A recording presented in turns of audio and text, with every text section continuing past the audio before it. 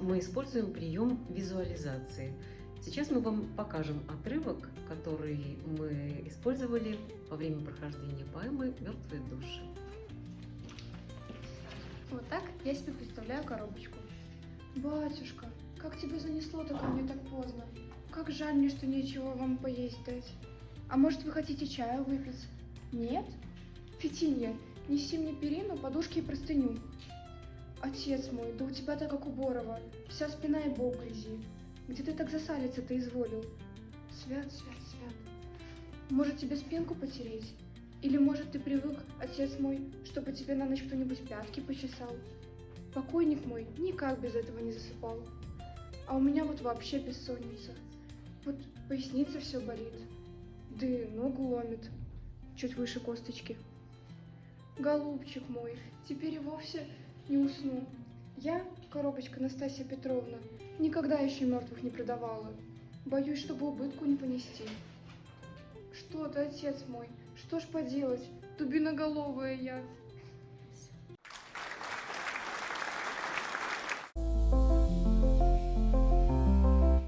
Мы делаем функциональную шпаргалку по биографии писателя. Сплошной текст перерабатываем в несплошной.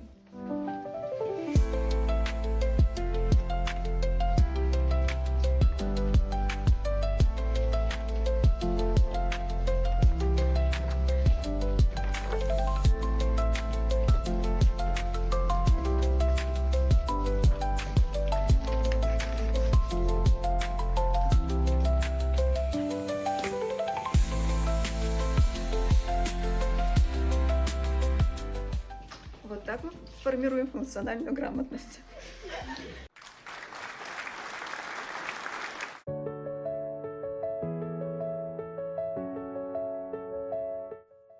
Мы з вами прагледзелі ролик Янкі Купалы, вось які быў нядаўна створаны штучным інтэлектам. Скажыце, калі ласка, а як вы адносіцеся да ажыўлення паэтаў пры дапамозе штучнага інтэлекту на уроках беларускай літаратуры?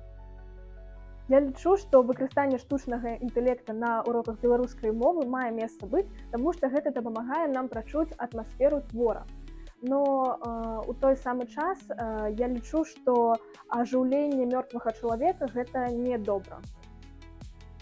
Дзякуй, калі ласка, прымацоўвай пасярэдзіне. Дзякуй. Так, Елисей, як ты лічыш? Асабіста мне спадабалася гэта задума. Дзякуючы штучнаму інтэлекту мы можам бачыць, як Янка Купала сам, аўтар гэтага верша, чытае сам гэты верш. Дзякуй, прымацоўвай. Плюс, плюс, плюс, калі ты ж згодзін. Я лічу, што не, таму што мінулае павінна заставацца ў мінулым і не трэба ажыўляць чалавека, які помер. І нават гэта не вельмі добра з маральна-этычнага пункту погляду, і ніхто не ведае, хацеў бы ён гэта, ніхто не ведае яго жаданняў. Таму, калі мы хацім абшанаваць яго памяць, мы павінны проста чытаць яго творчасць, паважаць яго творчасць і абмяркоўваць на уроках. Так, дзякуй. Так, давайте, калі ласка.